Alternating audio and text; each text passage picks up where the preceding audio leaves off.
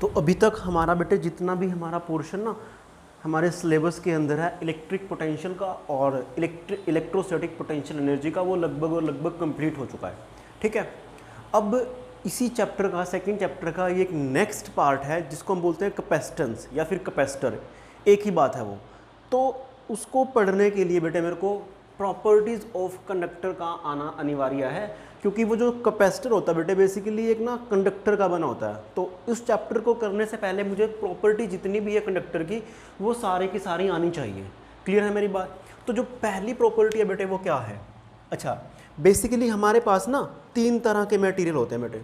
आप लोगों को अगर मैं बताने की कोशिश करता हूँ कौन कौन से मटेरियल होते हैं बेटे। पहला तो है हमारे पास कंडक्टर। कौन सा है बेटे? कंडक्टर्स। दूसरे होते हैं सेमी कंडक्टर्स।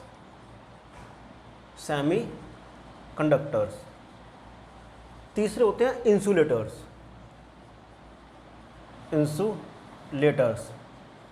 ठीक है, अब इन तीनों के बीच में डिफरेंस क्या, मैं आपको बेसिकली वो समझाने की कोशिश करूंगा।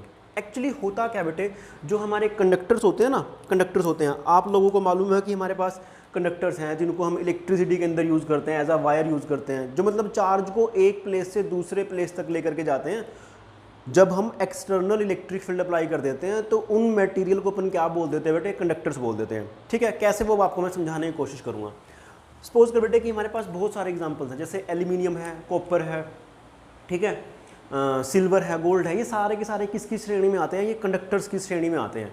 ओके, तो मेरी बात ध्यान से सुन बेटे। सपोज कर मैं तेरे को सीधा एग्जांपल से लेकर के समझाने की कोशिश करूँगा। सपोज कर कि तेरे पास क्या बेटे? एल्यूमिनियम है। क्या एल्यूमिनियम है? मुझे उसका इलेक्ट्रॉनिक कॉन्फ़िगरेशन मालूम है कि के शेल के अंदर 2 इलेक्ट्रॉन आएंगे, फिर 8 आएंगे और फिर आएंगे बेटे 3 इलेक्ट्रॉन। ठीक है, ये कौन सा शेल है बेटे? उसका के शेल है, ये एल शेल है और ये क्या बेटे? एम शेल है। ठीक है, तो बेसिकली जो उसका आउटर मोस्ट शेल है ना, उसके अंदर कितने इलेक्ट्रॉन है बेटे? उसके अंदर 3 इलेक्ट्रॉन्स हैं। कितने इलेक्ट्रॉन्स हैं? 3 इलेक्ट्रॉन्स है उसके अंदर। ठीक है, और इन 3 इलेक्ट्रॉन्स को मैं वैलेंस इलेक्ट्रॉन्स भी बोल देता हूँ। क्या बोलता हूँ बेटे? मैं वैलेंस इलेक्ट्रॉन बोल देता हूँ। ठीक है, ओके जी। अब अगर मैं एक एल्यूमिनियम का सिंगल एटम बनाता हूँ, तो एल्यूमिनियम के सिंगल एटम के अंदर ये के शेल आएगा, ये एल शेल आएगा और ये एम शेल आएगा। इसके अंदर हमारे पास 2 इलेक्ट्रॉन होंगे, इसके अंदर 8 इलेक्ट्रॉन होंगे, और जो हमारे पास ये एम शेल आएगा इसके अंदर हमारे पास 3 इलेक्ट्रॉन होंगे। ठीक है, ओके जी। अब पूरा का पूरा जो एल्यूमिनियम एटम है वो क्या बेटे? न्यूट्रल है। न्यूट्रल इन द सेंस क्या बेटे? कि उसके पास जितने नंबर ऑफ नेगेटिव चार्ज है उतना ही तेरे पास उसके पास क्या बेटे? पॉजिटिव चार्ज है। तो पॉजिटिव चार्ज उसके न्यूक्लियस के अंदर है, या आपने न्यूक्लियस मान लिया, तो उसके पास 12 प्रोटॉन है और 12 ही क्या बेटे? इलेक्ट्रॉन है। इसी वजह से क्या है वो? न्यूट्रल है वो पूरा का पूरा। ओके, अब ये जितने भी इलेक्ट्रॉन्स है ना, इसके चारों तरफ घूम रहे हैं, ये इस बेटे न्यूक्लियस को छोड़ करके, मतलब एटम को छोड़ करके कहीं नहीं जा सकते। ये इसके अंदर घूमते रहेंगे, शेल्स के अंदर घूमते रहेंगे। बट अगर मान लो आप क्या करते हो, large number of aluminium atom combine कर देते हो। सपोज कर कि मैंने क्या करा, बहुत सारे एटम लिए एल्यूमिनियम एटम, उन सबको ना कंबाइन करके मैंने एक क्यूब बना दिया। एग्जाम्पल है, जस्ट ये एग्जाम्पल है। तो सपोज करिए किसका क्यूब है बेटे? एल्यूमिनियम का क्यूब है। इसका क्यूब है, ये एल्यूमिनियम का क्यूब है बेटे। ठीक है जी, बहुत बढ़िया। अब अगर ये एल्यूमिनियम का क्यूब बन चुका है तो मेरी बात ध्यान से सुनियो। क्या ये किसका क्यूब बेटा? एल्यूमिनियम का क्यूब है। और ये क्या है? उसके बहुत सारे एटम्स है उसके अंदर, जो कि एक रैंडम सिचुएशन में, आपको मालूम है, आप पढ़ रखा आपने केमिस्ट्री के अंदर पढ़ रखा है बेटे कि वो लैटिस वगैरह होते हैं। ठीक है, ए बी सी, मैं उसके ऊपर नहीं जाने वाला, डोंट वरी। ठीक है, होप कि आपको वो पता होगा। ठीक है बेटे, ये क्या? बहुत सारे एल्यूमिनियम एटम है। अब मैंने ये देखा बेटे कि जितने भी एल्यूमिनियम एटम है ना, ये सारे के सारे क्या फिक्स हैं? अपने अपने लैटिस पॉइंट पे फिक्स हैं। कहाँ फिक्स है बेटे? ये लैटिस पॉइंट के ऊपर फिक्स हैं। ठीक है, ओके जी। ये इधर उधर नहीं मूव कर सकते। बट मैंने ये ऑब्जर्व करा कि जो उसके आउटर मोस्ट इलेक्ट्रॉन्स है ना बेटे, एक एल्यूमिनियम एटम के, तो जब वो न्यूट्रल था ना तो उस टाइम तो उसके पास थे। बट जैसे ही तुमने इसको कंबाइन करके क्रिस्टल बनाया ना, तो उसके जो 3 इलेक्ट्रॉन थे ना, वो क्या करना शुरू करके बेटे, हर एल्यूमिनियम एटम के इस पूरी की पूरी वॉल्यूम के अंदर बेटे रैंडमली मूव करना चालू करके। कैसे, वो समझने की कोशिश करियो। फॉर एग्जांपल बेटा मैंने ये वाला एल्यूमिनियम एटम चूज कर लिया, इसके पास कितने इलेक्ट्रॉन थे, 3 इलेक्ट्रॉन थे। तो जैसे इसके पास 3 इलेक्ट्रॉन थे बेटे, आउटर मोस्ट शेल के अंदर वो तीनों के तीनों इलेक्ट्रॉन कहीं भी जा सकते हैं। वो यहाँ पे भी आ सकते हैं, वो यहाँ आ सकते हैं, वो यहाँ आ सकते हैं, वो यहाँ आ सकते हैं, वो यहाँ आ सकते हैं। मतलब वो 3 जो इलेक्ट्रॉन्स है ना, वो जो 3 इलेक्ट्रॉन है आउटर मोस्ट शेल वाले, वो रैंडमली फ्रीली इस पूरी की पूरी थ्रू आउट द वॉल्यूम के अंदर रैंडमली मूव कर सकते हैं। ये इस तरह से मूव करेंगे जैसा कि गैस मॉलिक्यूल किसी गैस कंटेनर के अंदर करते हैं। ठीक है, तो सोच के देख बेटे, आप लोगों को मालूम है क्या कि जब सपोज कर कि एल्यूमिनियम एटम है बेटे, एल्यूमिनियम एटम अपने जब 3 इलेक्ट्रॉन लूज करेगा तो उसके ऊपर Al3 पॉजिटिव प्लस में 3 इलेक्ट्रॉन आ जाएगा। क्लियर कट बात, इस बात को तो इसमें तो कोई शक वाली बात नहीं बेटे। तो सोच के देख बेटे कि ये जो एल्यूमिनियम एटम है ना, इसके 3 इलेक्ट्रॉन कहीं भी जा रहे हैं, क्या कर रहे हैं बेटे, कहीं भी जा रहे हैं, और ये फिक्स है। एल्यूमिनियम एटम क्या बेटे, फिक्स है। तो अगर ये फिक्स है तो सोच के देख बेटे कि अगर उसके 3 इलेक्ट्रॉन से अलग हो जाएंगे तो उसके ऊपर क्या आएगा बेटे, पॉजिटिव चार्ज आएगा। कितना आएगा, 3 पॉजिटिव चार्ज आएगा। मतलब ये जो 3 पॉजिटिव चार्ज आ रहा है ना, ये तेरा किसके ऊपर आ रहा है बेटे, एल्यूमिनियम एटम के ऊपर आ रहा है। और ये क्या है, मूव नहीं कर सकता। मूव ना करने मतलब क्या है, ये इमोबाइल है। क्या बेटे, ये इमोबाइल है। बट ये जो 3 इलेक्ट्रॉन है ना, पूरी की पूरी वॉल्यूम के अंदर रैंडमली मूव करते रहेंगे, बट इस वॉल्यूम को छोड़ करके कहीं नहीं जा सकते हैं। इसका मतलब क्या है कि जो पूरा नेट चार्ज मैं कैलकुलेट करूंगा ना इस पूरी वॉल्यूम के ऊपर बेटे, जो नेट चार्ज होगा वो 0 ही होने वाला है। कितना होने वाला बेटे, 0 होने वाला है। ठीक है, अब जितने भी एल्यूमिनियम एटम है उनके 3 इलेक्ट्रॉन है बेटे आउटर मोस्ट शेल में, वो क्या कर रहे हैं, रैंडमली घूम रहे हैं, कभी इन पॉजिटिव आयन। अच्छा, अब ये क्या बन गया बेटे, इमोबाइल है। इमोबाइल क्या है, ये पॉजिटिव आयन है बेसिकली। क्या है ये, इमोबाइल पॉजिटिव आयन है, इलेक्ट्रॉन के ऊपर नेगेटिव चार्ज। तो ये जो आयन है बेसिकली, ये क्या है बेटे, इमोबाइल है, ये इधर उधर नहीं जा सकता। जो रैंडमली इलेक्ट्रॉन घूम रहे हैं वो आपस में भी कोलाइड कर रहे हैं। ठीक है, आपस में कोलाइड कर रहे हैं बेटे। अगर आपस में कोलाइड कर रहे हैं, साथ साथ वो इन इमोबाइल पॉजिटिव आयन के साथ भी कोलाइड कर रहे हैं। ठीक है, आप जैसे ही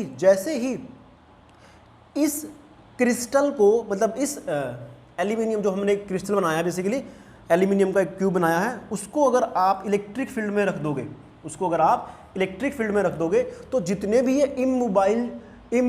जितने भी ये तुम्हारे इलेक्ट्रॉन्स है ना बेटे, जो रैंडमली मूव कर रहे हैं एल्यूमिनियम एटम के जो आउटर मोस्ट शेल के अंदर है, वो क्या करेंगे, वो फोर्स एक्सपीरियंस करेंगे। और फोर्स एक्सपीरियंस करते ही किस साइड भागने की कोशिश करेंगे बेटे, वो लेफ्ट साइड में भागने की कोशिश करेंगे। क्यों, क्योंकि आपको मालूम है कि जो फोर्स होता है चार्ज पार्टिकल के ऊपर, वो होता है बेटे Q × E। ये मैंने बहुत बार डिस्कस कर चुका हूँ इस चीज़ को मैं। इलेक्ट्रॉन के ऊपर नेगेटिव चार्ज है। नेगेटिव मतलब क्या है कि जो डायरेक्शन इलेक्ट्रिक फील्ड का है उसके अपोजिट में इलेक्ट्रॉन के ऊपर फोर्स लगेगा। फोर्स मतलब उसके अंदर एक्सेलरेशन आएगी, तो डेफिनेटली बेटे वो क्या करेगा, वो लेफ्ट साइड में भागने की कोशिश करेंगे। यानी कि जो चार्ज थे रहे वो एक प्लेस से मतलब दूसरे प्लेस में जाने की कोशिश करने लग जाएंगे। मतलब एक प्लेस से दूसरे प्लेस में ले जाएंगे। कब, जब आप उसके अक्रॉस में क्या अप्लाई कर दोगे बेटे, एक्सटर्नल इलेक्ट्रिक फील्ड अप्लाई कर दोगे। तो इस तरह के जो मटेरियल होते हैं उसको हम क्या बोलते हैं बेटे, कंडक्टर्स बोल देते हैं। क्या बोल देते हैं उसको, कंडक्टर्स बोल देते हैं। ठीक है, होप कि आपको समझ में आया होगा। तो बेसिकली कंडक्टर्स की डेफिनेशन क्या है कि ऐसे मटेरियल जब हम क्या करते हैं बेटे, एक्सटर्नल इलेक्ट्रिक फील्ड में रख देते हैं, तो उनके जो आउटर मोस्ट शेल के इलेक्ट्रॉन्स हैं वो एक प्लेस से दूसरे प्लेस तक चले जाते हैं, उसको अपन कंडक्टर बोल देते हैं। दूसरा क्या बेटे कि ऐसे मटेरियल जब हम उनको एक्सटर्नल इलेक्ट्रिक फील्ड में रख देते हैं तो वो चार्ज को एक प्लेस से दूसरे प्लेस तक लेकर के चले जाते हैं, उसको भी अपन क्या बोल देते हैं बेटे, कंडक्टर्स बोल देते हैं। ठीक है, तो इस तरह से क्या है, ये कंडक्टर्स का डेफिनेशन है। अब बात करते हैं बेटे इंसुलेटर का। मुझे मालूम है कि सेमीकंडक्टर है या डोंट भाई। उसके बाद क्या बेटे, इंसुलेटर। क्या है, इंसुलेटर। अब सपोज कर बेटे जो इंसुलेटर ले लेता हूँ मैं। अब इंसुलेटर आपके पास लक्कड़ वगैरह हैं, सारे के सारे हैं, वो भी किससे मिलकर के बने हैं बेटे, एटम से मिलकर के बने हैं। बहुत सारे इंसुलेटर हो सकते हैं, रबड़ हो सकता है, बहुत सारी चीज़ें हैं। अब होता क्या बेटे, वो भी किससे मिलकर के बने हैं बेटे, एटम से मिलकर के बने हैं। बट इनके अंदर क्या होता है, बेटे कि जो इंसुलेटर है ना, इनके पास कोई भी फ्री इलेक्ट्रॉन नहीं होते। जैसे इसके अंदर क्या आते बेटे, फ्री इलेक्ट्रॉन्स थे। क्या थे ये, फ्री इलेक्ट्रॉन थे, वो रैंडमली मूव कर पा रहे थे। तो इन एटम के ऊपर कोई भी फ्री इलेक्ट्रॉन्स नहीं होते हैं। ठीक है, इनके आउटर मोस्ट शेल के अंदर कोई भी फ्री इलेक्ट्रॉन नहीं होते हैं। अगर फ्री इलेक्ट्रॉन नहीं होंगे तो रैंडमली नहीं मूव कर पाएंगे। तो जैसे ही उसके अंदर आप इलेक्ट्रिक फील्ड अप्लाई करोगे, तो जब भाई इलेक्ट्रॉन है ही नहीं है तो कौन मूव करेगा। ठीक है, उस तरह के जो मटेरियल होते हैं उसको अपन क्या बोलते हैं बेटे, इंसुलेटर बोल देते हैं। ठीक है, अब बात करता हूँ बेटे मैं सेमीकंडक्टर की। एक्चुअली ये जो सारा का सारा चैप्टर है ना आपका चैप्टर नंबर 14 है, जो ज़्यादातर मोस्ट ऑफ द पार्ट पढ़ने वाले हैं वो चैप्टर नंबर 14 में पढ़ने वाले हैं। अभी के लिए तो इतना मान ले कि इसका नाम क्या बेटे, सेमी। सेमी का मतलब होता है हाफ। क्या होता है बेटे, हाफ। और कंडक्टर मतलब क्या होता है बेटे, जो कंडक्ट करता है, जैसे ये वाले हैं। तो जो आधे कंडक्टर होते हैं और आधे इंसुलेटर होते हैं उसको अपन क्या बोल देते हैं बेटे, सेमी कंडक्टर्स बोल देते हैं। क्या बोल देते हैं, सेमी कंडक्टर। मैं आपको बता देता हूँ कि जो आपके पास कार्बन वाला ग्रुप है ना, कार्बन वाला, सिलिकॉन, जर्मेनियम, ठीक है, लेड, ये सारे के सारे किसके अंदर आते हैं बेटे, ग्रुप नंबर आपका मेरे ख्याल से 14 है और ग्रुप नंबर 14 है। तो ये किसके अंडर आते हैं बेसिकली, ये सेमी कंडक्टर के अंदर आते हैं। बेसिकली इसमें दो ही एलिमेंट है, मैं आपको बता देता हूँ। ये दो एलिमेंट सेमी कंडक्टर की तरह काम करते हैं, वो आधे कंडक्टर की तरह काम करते हैं और आधे इंसुलेटर की तरह। कारण उसका ये बेटे कि इसके अंदर ना कुछ फ्री इलेक्ट्रॉन्स होते हैं और कुछ बंधे होते हैं। जो उसके आउटर मोस्ट सेल के इलेक्ट्रॉन्स है ना, कुछ तो फ्री होंगे और कुछ क्या होंगे बेटे, बंधे होंगे, बाउंड होंगे एटम से, वो कहीं नहीं जा पाएंगे। अगर नहीं जा पाएंगे बेटे तो उस तरह के जो मटेरियल बनने वाले हैं उसको अपन क्या बोल देते हैं, सेमी कंडक्टर्स बोल देते हैं। होप कि आपको समझ में आया होगा। कंडक्टर्स की क्या बेटे डेफिनेशन है, और यही बेसिकली कंडक्टर्स की पहली प्रॉपर्टी भी होती है बेटे। फर्स्ट प्रॉपर्टी यही है कि जो कंडक्टर का डेफिनेशन है कि कंडक्टर होते क्या है। अब हम बात करते हैं बेटे सेकंड प्रॉपर्टी का, ठीक है। किसका बात करते हैं बेटे, सेकंड प्रॉपर्टी का, कि कंडक्टर की सेकंड प्रॉपर्टी क्या है। आपको ध्यान रखना है कि ये जो इलेक्ट्रॉन्स है ना, ये रैंडमली मूव कर रहे हैं। आप गैस इमेजिन करो कि किसी कंटेनर के अंदर गैस मॉलिक्यूल्स हैं, वो रैंडमली मूव करते हैं ना, बट वो कंटेनर को छोड़ के बाहर नहीं जा सकते। तो सेम टू सेम यहाँ पे बेटे कि अगर आप कोई एल्यूमिनियम शीट ले लेते हो या कोई एल्यूमिनियम की क्यूब ले लेते हो, उसके अंदर ये जो फ्री इलेक्ट्रॉन है ना, वो गैस मॉलिक्यूल की तरह एक्ट करेंगे, बट ये उस जो भी हमने एल्यूमिनियम की शीट या फिर क्यूब लिया है, क्रिस्टल लिया है, उससे वो बाहर नहीं जा पाएंगे। ध्यान रखना इस चीज़ का बस, ठीक है। और वो जो इमोबाइल चार्ज कैरियर है वो बेसिकली लैटिस पॉइंट है जिसके ऊपर एटम रखा होता है, वो इमोबाइल पॉजिटिव चार्ज कैरियर है, इलेक्ट्रॉन इधर उधर मूव कर सकते हैं, ठीक है। अब बात करते हैं बेटे सेकंड प्रॉपर्टी का। अब सेकंड प्रॉपर्टी बोलती है क्या, कि सपोज कर, मैं तेरे को सीधे एग्जांपल भी लेकर के चलता हूँ। सपोज कर बेटे कि आपने क्या करा कि आपने एक कंडक्टर ले लिया, ठीक है, स्फेरिकल कंडक्टर ले लिया, कोई दिक्कत वाली बात नहीं है, ओके। ये स्फेरिकल कंडक्टर है, इसमें कोई दिक्कत वाली बात नहीं है। हमने क्या करा, ये क्या बेसिकली कंडक्टर है बेटे, कंडक्टर है, ओके। हमने क्या करा, इसको ना एक्सटर्नल इलेक्ट्रिक फील्ड में रख दिया। क्या रख दिया बेटे, एक्सटर्नल इलेक्ट्रिक फील्ड में। और जब भी मैं एक्सटर्नल इलेक्ट्रिक फील्ड रिप्रेजेंट करूंगा ना, मैं तो उसको लिख दूंगा ई ऑफ नॉट या फिर ई ऑफ एक्सटर्नल, कोई दिक्कत वाली बात नहीं बेटे, ओके। हमने किस में रख दिया बेटे, इसको एक्सटर्नल इलेक्ट्रिक फील्ड में रख दिया। आप लोगों को मालूम है कि इसके अंदर कौन घूम रहा है बेटे, उसके आउटर मोस्ट शेल के जो इलेक्ट्रॉन है वो रैंडमली घूम रहे हैं। तो जैसे बेटे वो घूम रहे हैं ना, तो वो फोर्स एक्सपीरियंस करेंगे। जैसे ही इलेक्ट्रॉन फोर्स एक्सपीरियंस करेंगे तो वो मतलब किस डायरेक्शन में करेंगे बेटे, opposite to the direction of applied electric field. तो सारे के सारे इलेक्ट्रॉन इस तरफ आना शुरू कर देंगे, ठीक है। अब जहां से इलेक्ट्रॉन आएंगे डेफिनेटली वहां पे क्या छोड़ करके आएंगे बेटे, वो पॉजिटिव चार्ज छोड़ करके आएंगे। आपको मालूम है ना, मैंने बताया था कि वो जो इमोबाइल चार्ज कैरियर है वो क्या है, पॉजिटिव चार्ज कैरियर है। अब उनके इलेक्ट्रॉन तो है ही बेसिकली, ये बाहर नहीं जा सकते, बाहर नहीं जा सकते इसके सरफेस से निकल करके। जब आप इलेक्ट्रिक फील्ड अप्लाई करोगे तो मतलब जहां से इलेक्ट्रॉन आए हैं वहां पे क्या छोड़ करके आएंगे बेटे, ये पॉजिटिव चार्ज छोड़ करके आएंगे इस तरह से, ठीक है, ओके। अब ध्यान से सुन बेटे, चार्ज का सेपरेशन हो जाता है जब आप कंडक्टर को कुछ इस तरह से रखते हो। तो मेरी बात ध्यान से सुन क्या, कि जो इलेक्ट्रिक फील्ड होता है वो हमेशा ही पॉजिटिव चार्ज से नेगेटिव चार्ज की तरफ जाता है। तो इन ये जो चार्ज सेपरेट हुए हैं एक्सटर्नल इलेक्ट्रिक फील्ड की वजह से, इस चार्ज की वजह से इस कंडक्टर, इसके अंदर बेटे क्या पैदा हो जाएगा, इलेक्ट्रिक फील्ड पैदा हो जाएगा। और वो जो इलेक्ट्रिक फील्ड होगा ना, वो किस तरफ होगा बेटे, वो ऑब्वियस ही बात है पॉजिटिव चार्ज से नेगेटिव चार्ज की तरफ। और उस इलेक्ट्रिक फील्ड को बोलता हूं मैं इंड्यूस इलेक्ट्रिक फील्ड। क्या बोलता हूं उसको बेटे मैं, इंड्यूस इलेक्ट्रिक फील्ड। क्लियर है मेरी बात। अगर आप अंदर कोई पॉइंट लेते हो ना, अगर आप अंदर बेटे कोई पॉइंट लेते हो इस कंडक्टर के, तो होता क्या है कि जो ई नेट आता है, ई नेट मतलब किसी पर्टिकुलर पॉइंट पर वो किसके बराबर आना चाहिए बेटे, ऑब्वियस ही बात है बेटे कि ये वेक्टर क्वांटिटी है तो उसको मैं वेक्टर की तरह ट्रीट करूंगा। जो बाहर एक्सटर्नल इलेक्ट्रिक फील्ड है वो ई एक्सटर्नल बाहर की तरफ राइट साइड में है, जो अंदर पैदा हो रहा है बेटे वो क्या हो रहा है, लेफ्ट साइड में हो रहा है। तो किसी पर्टिकुलर पॉइंट के ऊपर जो ई नेट आएगा, मतलब यहाँ पे ई नेट आएगा, वो दिया जाएगा किसकी हेल्प से बेटे, वो दिया जाएगा ई एक्सटर्नल माइनस के ई इंड्यूस बेटे, ठीक है। तो जब मैंने देखा ना बेटे एक्सपेरिमेंटल करके, मतलब प्रैक्टिकल करके देखा, तो जो ई नेट था ना कंडक्टर के अंदर वो जीरो था। कितना था बेटे, जीरो था। इसका मतलब क्या है कि जो ई एक्सटर्नल है बेटे वो किसके बराबर आ जाता है, वो ई इंड्यूस के बराबर आ जाता है, ठीक है। तो ई एक्सटर्नल जो होगा वो किसके बराबर आया बेटे, मैग्नीट्यूड ऑफ ई इंड्यूस, या फिर आप कुछ भी मान लो इस चीज़ को, ठीक है, मैग्नीट्यूड ले देते हैं, कोई दिक्कत वाली बात नहीं है। इसका मतलब ये होता है बेटे कि जो अगर आप कंडक्टर को ना एक्सटर्नल इलेक्ट्रिक फील्ड में रख देते हो तो वो अपने अंदर इंड्यूस इलेक्ट्रिक फील्ड पैदा कर देता है, और वो जो बाहर आपने अप्लाई करा ना उसको क्या कर देता है बेटे, वो कैंसिल आउट कर देता है।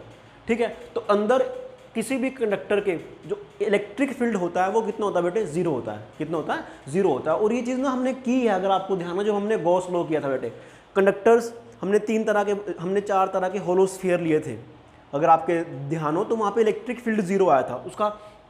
उसका कारण क्या बेटे, वो ये वाला, मतलब अंदर हमेशा जो कंडक्टर होता है ना उसके इलेक्ट्रिक फील्ड जीरो ही होता है। ओके, ठीक है जी। तो इसका मतलब ये बेटे कि अगर आप बाहर से कोई एक्सटर्नल इलेक्ट्रिक फील्ड अप्लाई करते हो तो उस कंडक्टर के अंदर क्या होगा बेटे कि ई इंड्यूस पैदा हो जाएगा, और वो ई इंड्यूस इस एक्सटर्नल इलेक्ट्रिक फील्ड को क्या कर देगा बेटे, कैंसिल आउट कर देगा। अगर कैंसिल आउट कर देगा तो डेफिनेटली बेटे कि जो अंदर कंडक्टर की इलेक्ट्रिक फील्ड होगा वो कितना बन जाएगा, जीरो बन जाएगा। ठीक है, अब तेरे को ये चीज़ यहाँ से समझ में आएगी। सपोज करके तूने ना यहाँ पे क्यू चार्ज रख दिया बेटे, कितना चार्ज रख दिया, क्यू चार्ज रख दिया। यहाँ से लेकर के यहाँ तक की जो दूरी है ना वो सपोज कर 5 मीटर है, और यहाँ से लेकर के यहाँ तक की जो दूरी है बेटे वो कितनी है, इसको 4 मान ले, कोई बात नहीं, 4 मीटर है बेटे। यहाँ से लेकर के यहाँ तक की दूरी कितनी है बेटे, 3 मीटर है। तो आपको बताना है बेटे कि ये क्यू चार्ज यहाँ पर कितना इलेक्ट्रिक फील्ड पैदा करेगा। ऑब्वियस सी बात है बेटे क्या, कि इस कंडक्टर के अंदर जो अगर आप उसको किसी एक्सटर्नल इलेक्ट्रिक फील्ड में रख दोगे, तो अब की बार मैंने इसके एक एक्सटर्नल इलेक्ट्रिक फील्ड में रख दिया, तो कंडक्टर के अंदर जो चार्जेस होंगे वो इस तरह से अरेंज होंगे कि बाहर वाला इलेक्ट्रिक फील्ड है ना उसको क्या कर देंगे बेटे, कैंसिल आउट कर देंगे। क्या कर देंगे, उसको कैंसिल आउट। इसका मतलब क्या है कि ये जो इलेक्ट्रिक फील्ड पैदा करेगा ना, ऑब्वियस ही बात है वो राइट साइड में करेगा, इसके अलोंग में करने वाला है। और वो कितना करने वाला बेटे, क्यू डिवाइडेड बाय में 5 का स्क्वायर। और जो ई इंड्यूस पैदा होगा वो किस तरह से पैदा होगा बेटे, इसके अपोजिट में, वो भी कितना होगा, Q by 5 square. So that कि भाई साहब इस वाले पॉइंट पे जो नेट इलेक्ट्रिक फील्ड होना चाहिए ना, जीरो होना चाहिए। क्यों, क्योंकि वो कंडक्टर है। क्या, वो कंडक्टर है बेटे। ठीक है, तो होप आपको ये वाला पॉइंट अच्छे से समझ में आया होगा।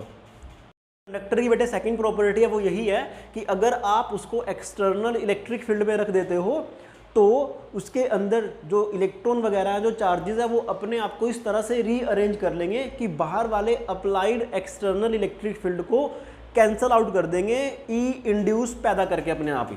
ठीक है, तो सेकंड प्रॉपर्टी आप इसको लिख सकते हो बेटे। ठीक है, चलो जी आगे बढ़ते हैं। अब बात करते हैं बेटा थर्ड प्रॉपर्टी का। थर्ड प्रॉपर्टी क्या है, ठीक है, फटाफट से करने की कोशिश करते हैं बेटे इसको, क्योंकि शायद हमारी वीडियो लंबी जा रही है। मुझे लगा कि छोटी वाली बनेगी, बट ये थोड़ा सा लेंथी बनता जाएगा शायद। देखते हैं कि कितना बनता है, कोई बात नहीं, बट हमें तो करना है, कोई बात नहीं बेटे। तो उसके बाद है थर्ड पॉइंट बेटे कि कंडक्टर की थर्ड प्रॉपर्टी क्या है। आपको मालूम है, ऑब्वियस ज़्यादातर प्रॉपर्टीज आपको मालूम ही होंगी। सपोज कर आपने ना फिर से एक कंडक्टर ले लिया बेटे, ओके ठीक है जी, बहुत बढ़िया ले लिया कंडक्टर, कोई दिक्कत वाली बात नहीं है। मैंने क्या करा बेटे, उस कंडक्टर को ना मुझे मालूम है बेटे कि जो कंडक्टर है, क्या है, कंडक्टर है। बेसिकली आपने ना लास्ट जो वीडियो थी उसके अंदर आपने ना ये पढ़ा होगा, मतलब जो E होता है वो -k dV/dr होता है। कितना होता है बेटे, E = -k dV/dr होता है। ठीक है जी, बहुत बढ़िया। अब कंडक्टर के अंदर जो इलेक्ट्रिक फील्ड इंटेंसिटी है वो होती है 0। कितनी होती है बेटे, 0। चाहे आप उसके तरफ चार्ज दे दो, उसके ऊपर चार्ज दे दो, तब भी इलेक्ट्रिक फील्ड इंटेंसिटी 0 है बेटे अंदर उसके। और अगर आप उसको एक्सटर्नल इलेक्ट्रिक फील्ड में रख दोगे तब भी इलेक्ट्रिक फील्ड इंटेंसिटी 0 है, क्योंकि जो चार्ज होंगे वो अपने आप को इस तरह से रीअरेंज कर लेंगे कि बाहर वाले अप्लाइड एक्सटर्नल इलेक्ट्रिक फील्ड को कैंसिल आउट कर देंगे। तो इसका मतलब ये बेटे कि जो तेरा dV होने वाला ना, वो तेरा कितना होने वाला बेटे, 0 होने वाला। dV0 का मतलब ये है, dV0 का मतलब ये बेटे कि जो V होगा वो क्या होगा बेटे, कांस्टेंट होगा। पूरे के अंदर, पूरे सरफेस के अंदर क्या होने वाला बेटे, कांस्टेंट होने वाला। उसके अंदर भी उसके सरफेस पे हम ये चीज़ कर चुके हैं। अगर आपको ध्यान है, अगर इसका रेडियस r है तो आप कोई भी पॉइंट ले लो, अंदर बाहर, मतलब अंदर है या फिर उसके सरफेस पे, जो इलेक्ट्रिक पोटेंशियल आता है वो कितना आता है बेटे, K/R आता है। K/R आता है। इसका मतलब ये है बेटे कि जो पूरा का पूरा कंडक्टर होगा ना वो किसकी तरह एक्ट करेगा, as a equipotential surface की तरह एक्ट करेगा। क्या करेगा बेटे, इक्वी पोटेंशियल सरफेस की तरह एक्ट करेगा। इसका मतलब इक्वी पोटेंशियल सरफेस की प्रॉपर्टी क्या थी कि जो भी इलेक्ट्रिक फील्ड लाइन होती है वो इक्वी पोटेंशियल सरफेस के हमेशा ही परपेंडिकुलर होती है। ये चीज़ हमने लास्ट वीडियो के अंदर किया बेटे, ठीक है। परपेंडिकुलर मतलब कि सपोज कर कि जो भी इलेक्ट्रिक फील्ड लाइन होगी ना, मतलब आप अगर इसको रखते हो इस तरह से, ठीक रखते हो ना इस तरह से बेटे एक्सटर्नल इलेक्ट्रिक फील्ड के अंदर, एक्सटर्नल इलेक्ट्रिक फील्ड के अंदर, ठीक है। तो चलो मैं आपसे ना सीधा क्वेश्चन के थ्रू पूछता हूँ। सपोज कर कि आपने ना इलेक्ट्रिक फील्ड लाइन इस तरह से आपको ऑप्शन दे रखा है कि कौन से वाला करेक्ट है। तो पहली इलेक्ट्रिक फील्ड लाइन ऐसे जा रही है बेटे, ठीक है, दूसरी वाली ऐसे जा रही है, तीसरी वाली जा रही है, तीसरी वाली जा रही है बेटे कैसे कैसे कैसे कैसे, तीसरी वाली जा रही है ऐसे, सॉरी तीसरी वाली जा रही है बेटे ऐसे, इस तरह से, ये इसके परपेंडिकुलर और ये फिर ऐसे, फिर इसके परपेंडिकुलर, फिर ये ऐसे, ठीक है। चौथी वाली जो जा रही है वो जा रही है बेटे कुछ इस तरह से,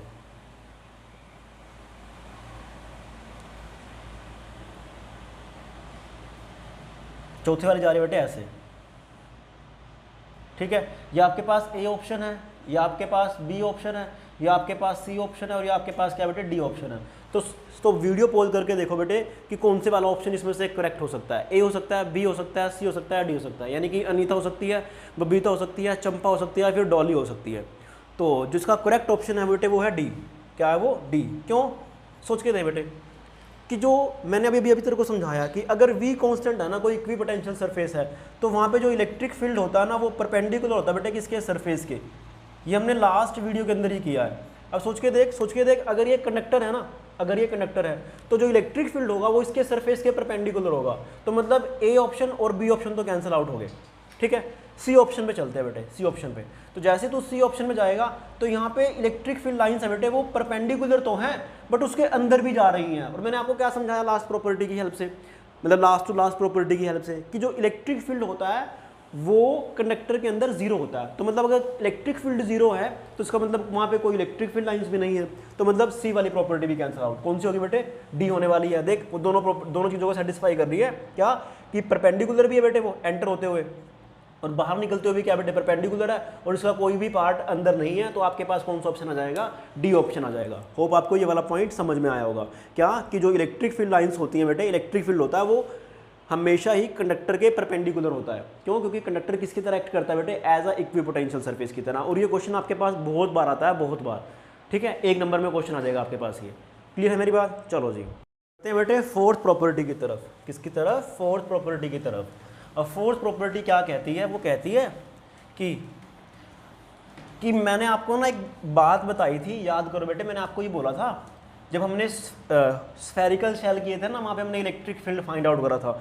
मैंने आपको ये बोला था कि अगर मान लो कोई सॉलिड कंडक्टर है, उसके ऊपर आप पॉजिटिव चार्ज देते हो, उसके अंदर भी भर देते हो, तो वो जो चार्ज होगा वो सरफेस के बाहर आ जाता है। क्या आता है बेटे, वो सरफेस के बाहर आ जाता है। वो कैसे आता है, आप सुनने की कोशिश करियो। फॉर एग्जाम्पल बेटे कि मान ले कि तेरे पास ये क्या है, सॉलिड कंडक्टर है। क्या ये सॉलिड कंडक्टर है, क्लियर कट बात। चलो जी बहुत बढ़िया। आपने इसके ऊपर पॉजिटिव चार्ज दिया। अच्छा, पॉजिटिव चार्ज देने का मतलब ये है बेटे कि मैं सरफेस में से इलेक्ट्रॉन बाहर निकाल रहा हूँ। क्या निकाल रहा हूँ बेटे, बाहर निकालने की कोशिश कर रहा हूँ, ठीक है, बहुत बढ़िया। अगर मैं इलेक्ट्रॉन बाहर निकाल रहा हूँ तो मतलब मैं बॉडी के ऊपर क्या दे रहा हूँ बेटे, पॉजिटिव चार्ज देने की कोशिश कर रहा हूँ। और अगर मैं इसको इलेक्ट्रॉन दे रहा हूँ बॉडी को, मतलब बाहर नहीं इसके ऊपर डाल रहा हूँ, तो मतलब मैं डाल रहा हूँ, मतलब अंदर डाल रहा हूँ, तो मतलब क्या बेटे बॉडी के ऊपर कौन सा चार्ज आएगा, नेगेटिव चार्ज आएगा। ध्यान रखना इस बात का। मैं कई बार ये वर्ड यूज़ करता हूँ कि मैंने बॉडी को पॉजिटिव चार्ज दिया। पॉजिटिव चार्ज देने का मतलब ये है कि मैंने बॉडी के अंदर से इलेक्ट्रॉन रिमूव कर दिए। जैसे ही आप इलेक्ट्रॉन रिमूव करोगे तो उस बॉडी के ऊपर पॉजिटिव चार्ज आ जाएगा, ठीक है। ओके जी, बहुत बढ़िया। अब ध्यान से सुन बेटे, मुझे ये बात मालूम है आपने इसके ऊपर पॉजिटिव चार्ज दे दिया। कितना पॉजिटिव चार्ज दे दिया बेटे, कैपिटल क्यू चार्ज दे दिया। कितना दे दिया, कैपिटल क्यू चार्ज। ओके जी, बहुत बढ़िया। मुझे ये बात मालूम पड़ चुकी है कि कंडक्टर के अंदर जो इलेक्ट्रिक फील्ड होता है वो कितना होता है बेटे, जीरो होता है। सपोज करके आपने क्या करा, इसको पॉजिटिव चार्ज दे दिया बेटे इस तरह से, उसके अंदर भी दे दिया, उसके अंदर भी दे दिया। मान ले कि अंदर दे चुके हम, ठीक है। ये सॉलिड है ना, सॉलिड कंडक्टर है बेटे इस तरह से। अब अगर आप इसको पॉजिटिव चार्ज देते हो सॉलिड को, तो अंदर तो इलेक्ट्रिक फील्ड क्या बेटे, जीरो है। तो फॉर एग्जांपल आपने ये वाला पॉइंट चूज कर लिया, आपने इसके ऊपर क्या बना दिया, एक गॉसियन सरफेस बना लिया। बेसिकली जो आपको मालूम है कि गॉस लॉ क्या बोलता है, ई डॉट डी एस जो होगा वो कितना होगा बेटे, क्यू इन डिवाइड बाय में एप्सिलॉन नॉट होगा। ध्यान से सुन, अगर ये कंडक्टर है ना, इसके हर पॉइंट पे अंदर जो इलेक्ट्रिक फील्ड है वो कितना बेटे, जीरो है। कितना बेटे, वो जीरो है। अगर इलेक्ट्रिक फील्ड जीरो है, इसका मतलब ये है क्या, कि ये जो आपने गॉसियन सरफेस माना है, ये जो गॉसियन सरफेस माना है, गॉसियन सरफेस जो माना बेटे, गॉसियन सरफेस माना है, उसके अंदर अगर इलेक्ट्रिक फील्ड जीरो है तो उसका मतलब क्या है कि अगर इलेक्ट्रिक फील्ड जीरो है तो यहाँ से इस वाली इक्वेशन से ये मालूम पड़ता है कि जो क्यू इन है उस गॉसियन सरफेस के अंदर कितना है भाई साहब, जीरो है। कितना, जीरो है। सपोज कर कि तूने जो गॉसियन सरफेस माना बिल्कुल यहाँ तक मान लिया, जस्ट सरफेस के अंदर तक, जस्ट सरफेस के अंदर तक। अब अगर आप सरफेस के अंदर तक मान रहे हो, सरफेस के जस्ट अंदर मतलब जस्ट उसके अंदर है, तो क्या यहाँ पे भी इलेक्ट्रिक फील्ड जीरो है? बिल्कुल जीरो है भाई। अगर इलेक्ट्रिक फील्ड जीरो है तो इसका मतलब क्या है, इस गॉसियन सरफेस के अंदर कोई चार्ज नहीं है, बट आपने तो चार्ज दिया था। अब वो चार्ज, इसका मतलब क्या है, अगर आपने जो चार्ज दिया था इसका मतलब क्या है बेटे, कि वो चार्ज कहाँ आ चुका है, उसके सरफेस के ऊपर आ चुका है। क्यों? क्योंकि इसके अंदर तो इलेक्ट्रिक फील्ड जीरो है भाई। ठीक है मेरी बात? होप कि आपको ये वाला पॉइंट भी समझ में आया होगा। एक बार मैं दोबारा से एक्सप्लेन करने की कोशिश करता हूँ बेटे। मैंने एक सॉलिड कंडक्टर लिया, उसके अंदर मैंने पॉजिटिव चार्ज भर दिया। ओके, ठीक है जी, बहुत बढ़िया। मैंने क्या करा, जस्ट अंदर उसके एक सरफेस ड्रॉ कर लिया, गॉसियन सरफेस। क्लियर है? तो मैंने क्या करा बेटे, वहाँ पे गॉस लॉ अप्लाई कर दिया। जैसे मैं गॉस लॉ अप्लाई करूँगा, मुझे मालूम है कि कंडक्टर है, कंडक्टर के अंदर जो इलेक्ट्रिक फील्ड होता है वो होता है जीरो। कितना होता है बेटे, जीरो। अगर कंडक्टर के अंदर इलेक्ट्रिक फील्ड जीरो है तो डेफिनेटली इलेक्ट्रिक फील्ड जीरो होना मतलब क्या है कि गॉस लॉ के अकॉर्डिंग कि क्यू इन कितना बेटे, जीरो है। अब क्यू इन अगर जीरो है तो मतलब जो आपने चार्ज दिया था वो कहाँ गया, वो कहाँ भाग गया बेटे, उसके सरफेस के ऊपर भाग चुका है। क्लियर है? कि होप आपको ये वाला पॉइंट भी समझ में आया होगा। तो इसी वजह से बेटे हम क्या डिफाइन करते हैं, होलो कंडक्टर स्फेरिकल शेल के लिए और सॉलिड कंडक्टर स्फेरिकल शेल के लिए क्या करते हैं बेटे, हम सिग्मा डिफाइन करते हैं। और सिग्मा क्या था, सरफेस चार्ज डेंसिटी था, उसकी यूनिट क्या थी बेटे, कूलम पर मीटर स्क्वायर। ठीक है, ओके, बहुत बढ़िया, शाबाश। अब इसी चीज़ से ना बेटे, इस चीज़ से हम एक पॉइंट और डिफाइन करेंगे। चलो उसके बाद करते हैं, इस वाले पॉइंट के बाद। ठीक है, चलो जी, ओके। अब बेटे चलो नेक्स्ट पॉइंट, बेसिकली हमारे पास फोर्थ पॉइंट था शायद, ये हमने फोर्थ पॉइंट लिख लिया। अब हम डिस्कस करते हैं बेटे fifth point. Okay, fifth point क्या कहता है, फिफ्थ पॉइंट क्या कहता है वो देखते हैं बेटे। ओके, चलो जी, शाबाश, फटाफट से करने की कोशिश करते हैं। ओम भूर्भुवस्सुः तत्सवितुर्वरेण्यं भर्गो देवस्य धीमहि धियो यो न प्रचोदयात्। ओके, ठीक है। तो फिफ्थ पॉइंट बोलता है बेटे आपको, सुन ध्यान से, क्या कि अगर आप किसी भी शेप का कंडक्टर ले लेते हो, क्या लेते हो बेटे, आप किसी भी शेप का कंडक्टर ले लेते हो, मतलब इस तरह से कंडक्टर है, आपने उसके ऊपर क्या कर दिया, पॉजिटिव चार्ज दे दिया। ये प्लेन में नहीं है, बेसिकली 3 डायमेंशनल डायग्राम है, ध्यान रखना इस चीज़ का। हमने इसके ऊपर क्या कर दिया बेटे, पॉजिटिव चार्ज दे दिया। ओके, दे सकते हैं, कोई दिक्कत वाली बात नहीं बेटे। अब मुझे ये बात तो मालूम है कि जो भी पॉजिटिव चार्ज दिया है, इस कंडक्टर के अंदर, इस पूरी वॉल्यूम के अंदर कोई भी चार्ज नहीं है, और अगर कोई भी चार्ज नहीं है तो E = 0 है। तो मुझे क्या करना है बेटे, कंडक्टर के जस्ट और इसकी जो सरफेस चार्ज डेंसिटी है वो कितनी है बेटे, सिग्मा है। कितनी है, sigma coulomb per metre square है। कितनी है बेटे, sigma coulomb per metre square है। ठीक है, चलो जी, सपोज करके मुझे क्या करना है, इलेक्ट्रिक फील्ड फाइंड आउट करना है, ई इलेक्ट्रिक फील्ड फाइंड आउट करना है just outside the surface, just outside the surface. ठीक है, चलो जी, तो कैसे करेंगे, मतलब मुझे ये वाला पॉइंट लेना बेटे, जस्ट आउटसाइड द सरफेस, कोई बात नहीं। ठीक है, बहुत बढ़िया, शाबाश। तो मैं क्या करूँगा बेटे, इसको करने के लिए मैं क्या करता हूँ, एक ना यहाँ से एक सिलेंडर ड्रॉ कर लेता हूँ, ऐसे इस तरह से। क्या ड्रॉ कर लेता हूँ बेटे, सिलेंडर ड्रॉ कर लेता हूँ। ओके, बहुत बढ़िया, शाबाश। अब ध्यान से सुन बेटे, इस सिलेंडर के ना 3 सरफेस हैं। क्या है, 3 सरफेस है बेटे। एक तो सरफेस है 1, ये वाला, इसको मैंने 1 दे दिया नाम। एक है इसका कवर्ड सरफेस एरिया, 2 दे दिया बेटे। और एक ये वाला बेटे कितना दे दिया मैंने, 3 दे दिया। ठीक है, तो मुझे फाइंड आउट करना है जस्ट उसके आउटसाइड कितना इलेक्ट्रिक फील्ड है। इमेजिन करके इसका एरिया जो है वो कितना बेटे, A है। ठीक है, ओके जी। रेडियस कितना इसका, कैपिटल R है, कुछ भी मान लो, कैपिटल R है, हमने इसका रेडियस मान लिया सिलेंडर का, जो हमने एज्यूम करा। मैं क्या करता हूँ, तीनों के तीनों सरफेस पे गॉस लॉ अप्लाई करने की कोशिश करता हूँ। गॉस लॉ क्या बेटे, E.ds = Q in divided by में एप्सिलॉन नॉट। क्लियर है? हमें मालूम बेटे कि जो सिग्मा होता है वो charge per unit charge per unit area होता है। इसका सबसे बड़ा बेनिफिट ये है कि अगर आप किसी एरिया की मल्टीप्लाई सिग्मा से कर दोगे तो उस एरिया के ऊपर कितना चार्ज है वो आ जाएगा। ठीक है, बहुत बढ़िया। अब ध्यान से सुन बेटे, ध्यान से सुन। तो मैं इन तीनों सरफेस के ऊपर अप्लाई करने की कोशिश करता हूँ, कर सकता हूँ। तो मैं पहले फर्स्ट सरफेस के ऊपर गॉस लॉ अप्लाई कर रहा हूँ। तो गॉस लॉ जब आप अप्लाई करोगे तो ध्यान से सुन बेटे, इसका जो एरिया वेक्टर है वो उसके सरफेस के परपेंडिकुलर है, और जो इलेक्ट्रिक फील्ड आ रहा है डेफिनेटली वो इसके सरफेस के परपेंडिकुलर ही आ रहा है, मतलब इसके सरफेस के परपेंडिकुलर आ रहा है। यानी कि जो ए वेक्टर है, एरिया वेक्टर है मतलब, और जो ई वेक्टर है उनके बीच में एंगल कितना है बेटे, 0 डिग्री है। तो डेफिनेटली फर्स्ट सरफेस की वजह से जो इलेक्ट्रिक फ्लक्स आएगा वो कितना आएगा बेटे, वो आएगा ई डॉट ए कितना बेटे, इसका ऊपर की तरफ बाहर है, तो मतलब मैंने इसको कितना मान रखा है, ए मान रखा है, तो यहाँ पे आ गया ई ए। ठीक है, कोई शक वाली बात नहीं है। ये किसकी वजह से लिखा बेटे मैंने, फर्स्ट वाले की वजह से। सेकंड वाले पे चेक कर बेटे, सेकंड वाले में ध्यान से सुन बेटे कि जो इलेक्ट्रिक फील्ड है ना, इलेक्ट्रिक फील्ड है वो ऊपर की तरफ जा रहा है ऐसे, क्या जा रहा है, ऊपर की तरफ जा रहा है ऐसे। मैं इसको इस वाले से बनाने की कोशिश करूँगा। और इसका जो एरिया वेक्टर है वो ऐसे है बेटे, सरफेस के हमेशा ही परपेंडिकुलर, दोनों में एंगल 90। तो दूसरे जो ये कवर्ड सरफेस एरिया है इसकी वजह से जो इलेक्ट्रिक फ्लक्स होगा वो कितना बना बेटे, 0। क्यों? क्योंकि ई में और ए में कितना एंगल आ रहा है बेटे, 90 डिग्री आ रहा है। ये हमने पहले भी डिस्कस किया है। उसके बाद ये कौन सा वाला सरफेस होगा बेटे, 2 हो गया। अब मैं बात करता हूँ बेटे थर्ड वाले की वजह से। तो थर्ड वाले की वजह से जो आएगा वो कितना है बेटे, ध्यान से सुन। थर्ड वाले बेटे जो इलेक्ट्रिक फील्ड है ना, अब वो अंदर जा रहा है, इसके अंदर जा रहा है। अगर अंदर जा रहा है तो डेफिनेटली अंदर तो इलेक्ट्रिक फील्ड क्या बेटे, 0 है। अंदर क्या बेटे, इलेक्ट्रिक फील्ड 0 है। अगर इलेक्ट्रिक फील्ड ही 0 है तो फ्लक्स भी पक्का 0 बनने वाला है अंदर। इस वाले सरफेस की वजह से कितना फ्लक्स, क्यू इन कितना बेटे, क्यू इन तो तेरे पास ये जो सरफेस बन रहा है उसका कंडक्टर का वही तो है, कितना बेटे, जितना इसका मैं क्या करता हूँ क्यू इन के लिए मुझे क्यू इन चाहिए, तो क्यू इन चाहिए तो क्यू इन कितने एरिया में बेटे, जस्ट वो इतने एरिया में है। मैं क्या करता हूँ, सिग्मा की मल्टीप्लाई ए से कर देता हूँ, डिवाइड बाय में एप्सिलॉन नॉट। तो आपके पास जब आप इसको सोल्व करोगे तो E A equal to sigma A divide by में एप्सिलॉन नॉट आ जाएगा। ए को मार देगा तो यहाँ से जो इलेक्ट्रिक फील्ड आएगा कंडक्टर का जस्ट आउटसाइड द सरफेस वो सिग्मा अपॉन में एप्सिलॉन नॉट आएगा। मैंने उसका मैग्नीट्यूड लिखा है। और अगर आप उसका वेक्टर फॉर्म में लिखना तो आप इसको ऐसे लिख सकते हो, ई बराबर sigma over epsilon not into n cap. N cap क्या बेटे, सरफेस के परपेंडिकुलर एरिया वेक्टर का यूनिट वेक्टर है। ठीक है, होप कि आपको ये वाला पॉइंट भी समझ में आया होगा। इसके बाद बेटे बढ़ते हैं लास्ट पॉइंट के ऊपर। बेसिकली हम कंडक्टर्स की प्रॉपर्टी कर रहे हैं, डोंट वरी, कोई डरने वाली बात नहीं है। अब हम बढ़ते बेटे 6th पॉइंट की तरफ। मेरे ख्याल से जो हमारी मेन प्रॉपर्टी है वो मैंने सारी डिस्कस कर ली है, डोंट वरी।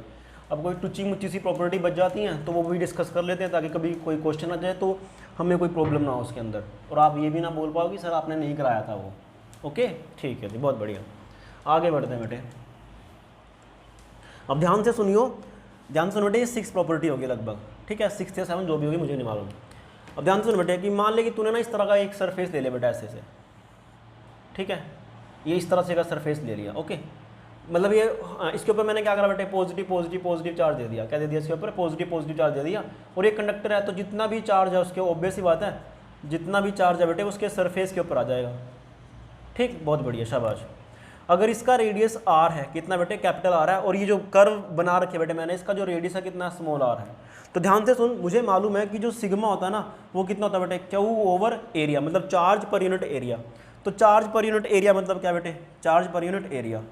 अब अगर ये स्फीयर है तो definitely charge per unit area, तो इसका जो एरिया होगा वो कितना होगा बेटे, 4 पाई स्मॉल आर स्क्वायर। ठीक है, 4 पाई कैपिटल आर स्क्वायर, बड़े वाले की बात कर रहा हूँ, 4 पाई कैपिटल आर स्क्वायर।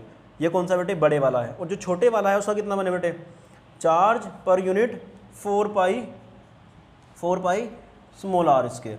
तो मेरी बात ध्यान से सुनो बेटे, जो चार्ज है ना, जो चार्ज है बेटे, ये क्या मैंने लार्जर लिखा है, सिग्मा लिखा लार्ज के लिए, ये सिग्मा लिखा बेटे मैंने किसके लिए, स्मॉल वाले के लिए। अब जो चार्ज है बेटे वो तो सभी पे बराबर है, ऑब्वियस पता है, इक्वली डिस्ट्रीब्यूट है। तो जो तेरा सिग्मा है ना, यहाँ से जो सिग्मा बेटे वो इन्वर्सली प्रोपोर्शनल है किसके, आर स्क्वायर के, मतलब रेडियस के स्क्वायर के, रेडियस के स्क्वायर के। तो ध्यान से सुन, अगर सिग्मा इन्वर्सली प्रोपोर्शनल है रेडियस के स्क्वायर के, ठीक है, तो जितना कम रेडियस उसकी उतनी ही सरफेस चार्ज डेंसिटी, जितनी सरफेस चार्ज डेंसिटी उसका मतलब वहाँ पे जो चार्ज होगा वो उतना ही ज़्यादा होगा। तो इसका मतलब ये बेटे कि जो आप चार्ज दोगे ना तो उसमें से मैक्सिमम जो चार्ज होगा वो यहाँ पर आएगा। समझ पाए, जो मैक्सिमम चार्ज होगा ना वो यहाँ पर आएगा इस पूरे सरफेस के कंपैरेटिवली। क्यों? क्योंकि इसकी जो सरफेस चार्ज डेंसिटी है वो इन्वर्सली प्रोपोर्शनल है इसके आर स्क्वायर के, रेडियस के स्क्वायर के। इसका रेडियस बड़ा तो जो इसका रेडियस अगर बड़ा है तो सरफेस चार्ज डेंसिटी कम है। सरफेस चार्ज डेंसिटी कम होने का मतलब ये है कि क्यू क्या बेटे इसके ऊपर कम है, ठीक है। और इसका जो रेडियस है वो छोटा है। अगर इसका रेडियस छोटा है तो डेफिनेटली उसकी सरफेस चार्ज डेंसिटी क्या बेटे ज़्यादा है। सरफेस चार्ज डेंसिटी मतलब कि वहाँ पे जो चार्ज होगा वो क्या होगा बेटे ज़्यादा होगा। होप आपको ये वाला पॉइंट भी समझ में आया होगा, ठीक है। तो बेसिकली बेटे हमारे कंडक्टर की यही वाली प्रॉपर्टी होती है जो मैक्सिमम टू मैक्सिमम होती है। ओके, तो अब इसके बाद हम जो शुरू करेंगे ना वो करेंगे कैपेसिटर। और वो जो कैपेसिटर होगा बेटे आपको मैं ऐसा सिखा दूंगा कि आप कभी नहीं भूल पाओगे, ठीक है। तो आज की इस वीडियो में इतना ही, बाकी फिर हम नेक्स्ट टाइम में करते हैं। Thank you.